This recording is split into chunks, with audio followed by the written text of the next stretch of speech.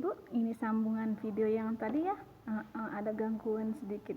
Nah, jadi tanggung jawab itu ada tanggung jawab terhadap diri sendiri, tanggung jawab terhadap keluarga, tanggung jawab terhadap masyarakat, tanggung jawab terhadap bangsa dan negara, dan tanggung jawab terhadap Tuhan. Nah, tadi tanggung jawab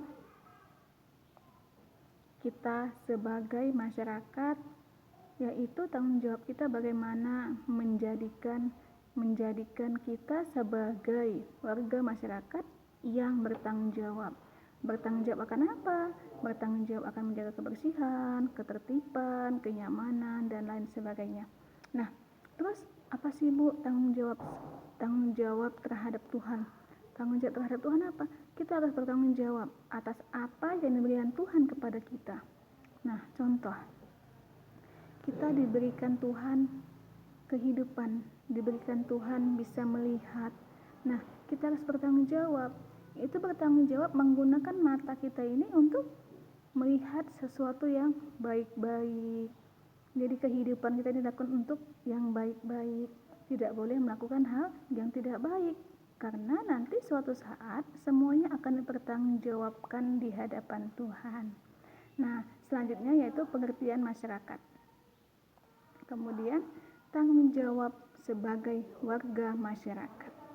Nah, jadi anak ibu semuanya, kita sebagai warga negara, sebagai individu, makhluk individu, kita harus punya tanggung jawab terhadap sebagai masyarakat. Nah, di dalam masyarakat, anak ibu pernah menemukan yang namanya kegiatan berusaha. Misal nih, anak ibu yang bernama Adinda. Nah, Adinda Azhara, pekerjaan orang tuanya berdagang. Nah, itu adalah salah satu usaha. Nah, misalnya anak ibu si Abelia punya pekerjaan orang tuanya adalah bertani, itu juga usaha. Nah, kita lihat sekarang jenis-jenis usaha ekonomi masyarakat. Pemanfaatan sumber daya alam tersebut dapat dilihat pada berbagai bidang usaha. Yang pertama, 1, agraris. Usaha apa itu nak? Yaitu usaha yang meliputi kegiatan pertanian dan perkebunan. Jadi anak ibu yang orang tuanya itu bekerja sebagai petani, berkebun, nah itu termasuk ke dalam usaha agraris. Nah, kemudian yang kedua adalah peternak. Peternak adalah kegiatan usaha budidaya hewan yang diambil hasilnya.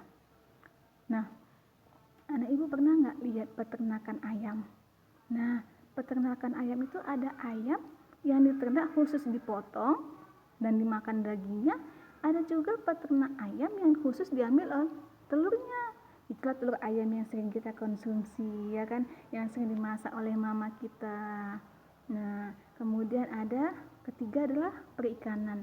Nah, ikan yang sering kita makan, yang sering dimasak oleh mama kita itu adalah salah satu usaha dari pengusaha perikanan.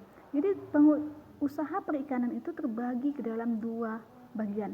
Pertama, perikanan terbagi yaitu perikanan darat yang memelihara dan menangkap ikan di perairan darat. Contohnya apa, Bu? Nah, ada perikanan atau peternak ikan yang usahanya itu menanam ikan, memelihara ikan itu di kolam. Nah, ada juga yang menggunakan air payau atau dia seperti dia danau tapi bukan danau. Nah, kemudian ada perikanan air laut, yaitu usahanya menangkap ikan di pantai dan di laut. Nah, itu dia termasuk kepada nelayan. Nah, Pak nelayan itu kan suka menangkap ikan di laut kan? Di laut dan di pantai. Kemudian ikan dijual, kita beli lalu kita masak, dimakan. Nah, kemudian yang keempat adalah pertambangan. Barang tambang dapat dibedakan sebagai berikut. A. Barang tambang mineral logam, misalnya emas, perak, tembaga, timah, bauksit, dan nikel. B. Barang tambang non-logam, misalnya belerang, gipsum, marmer, dan batu gamping. C. Barang tambang sumber energi, misalnya minyak, bumi, batu bara, dan gas alam. 5. Kehutanan.